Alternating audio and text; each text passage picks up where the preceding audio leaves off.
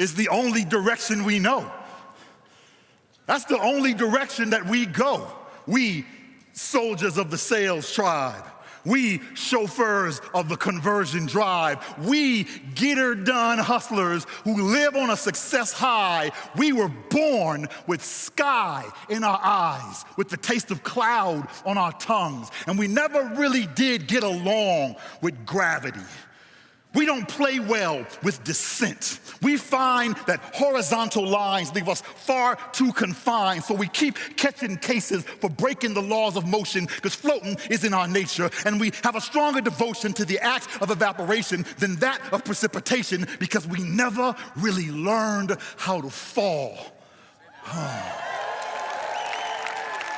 Nah, we only know rise.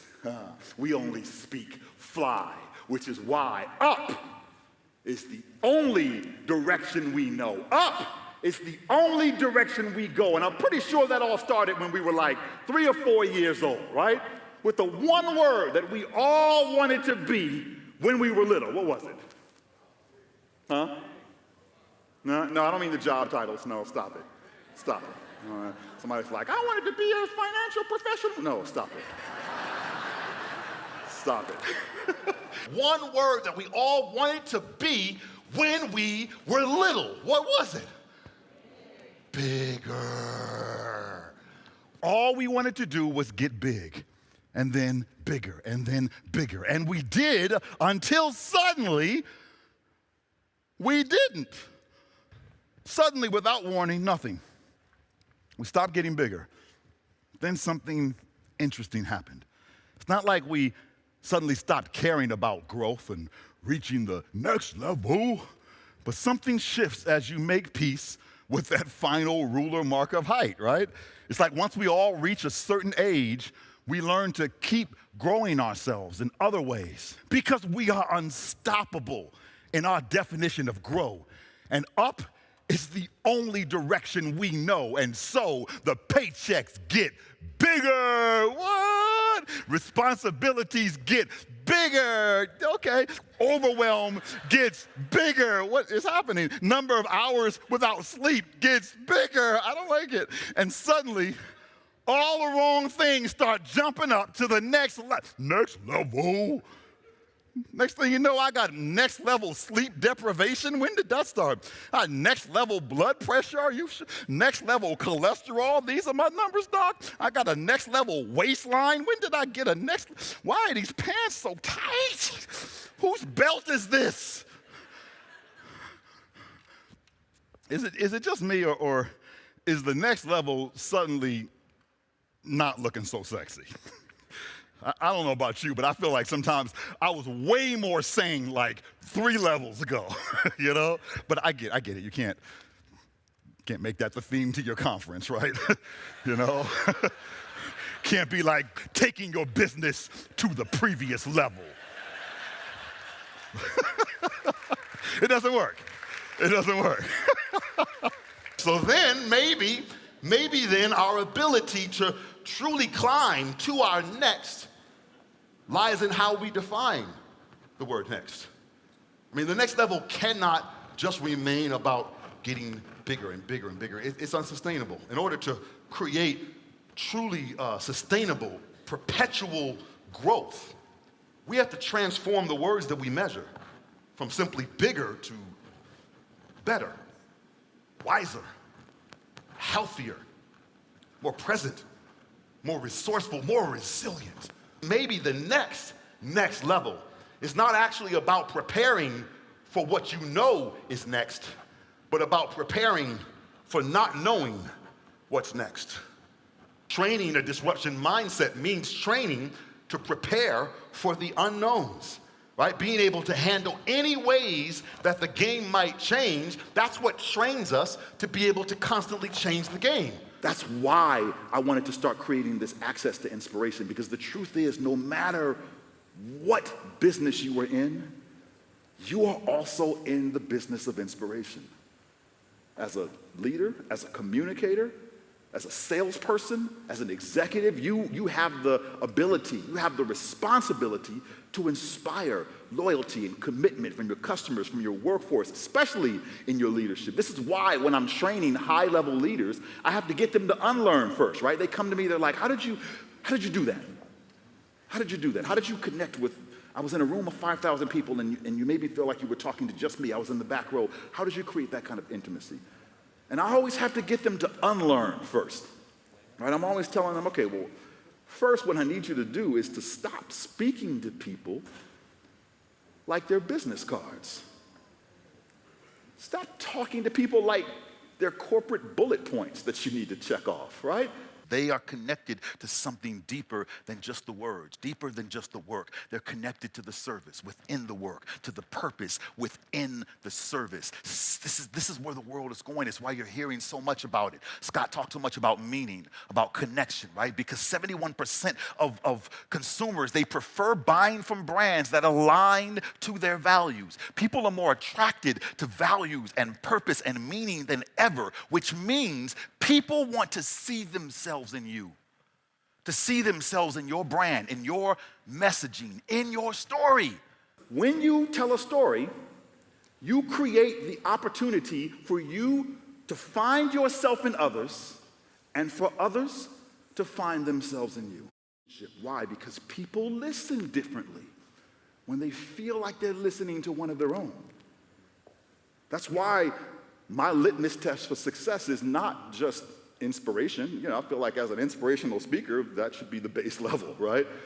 No, my litmus test for success is authenticity.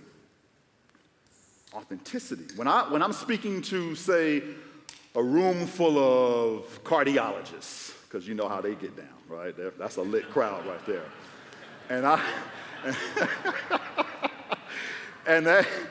I come up the stage and they're like, oh my God, that was crazy. So wait, so you're not a doctor? That's when I'm like popping my collar and brushing my shoulders off like I did that. Why? Not because I got up there inauthentically and said, hi, I'm Dr. Andrews, but just because I began telling stories and connecting it to their business, telling personal stories, connecting it to their business data. I began using story as the vehicle to help them find themselves in me, and they do.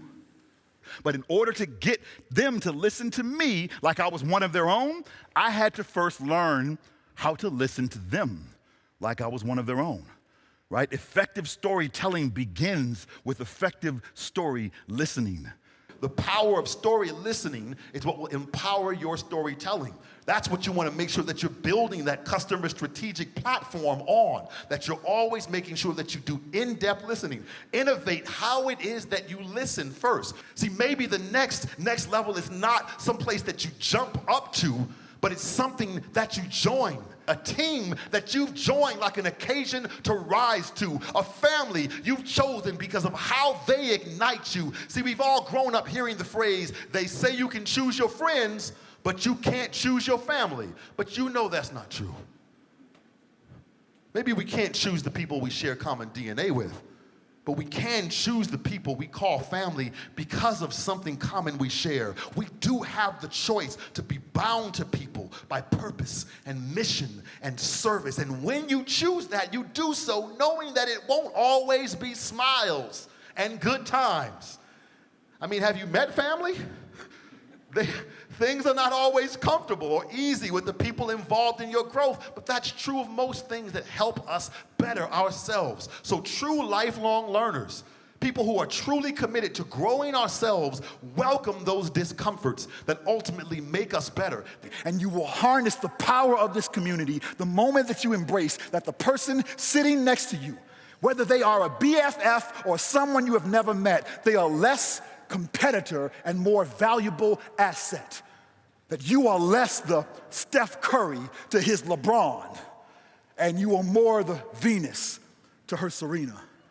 For at the end of your US Open match, you share the same name. You live the same story. You are family. And maybe that is how the next works.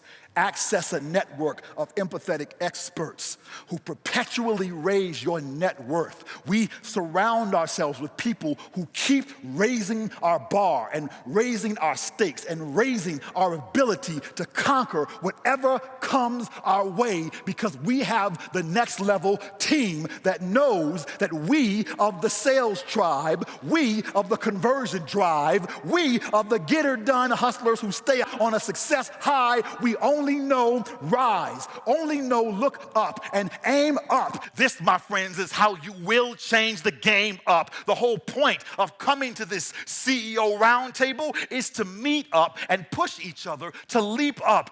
And reach out to peers who reach up and help lift each up and learn how to speed up and lead up and keep up And show this world you are unafraid to beat up gravity and turn the heat up drastically until you burn defeat up masterfully and crush any limiting beliefs that try to sneak up, and take a broom to all your haters and sweep up and help your clients' bottom line get the bleep up.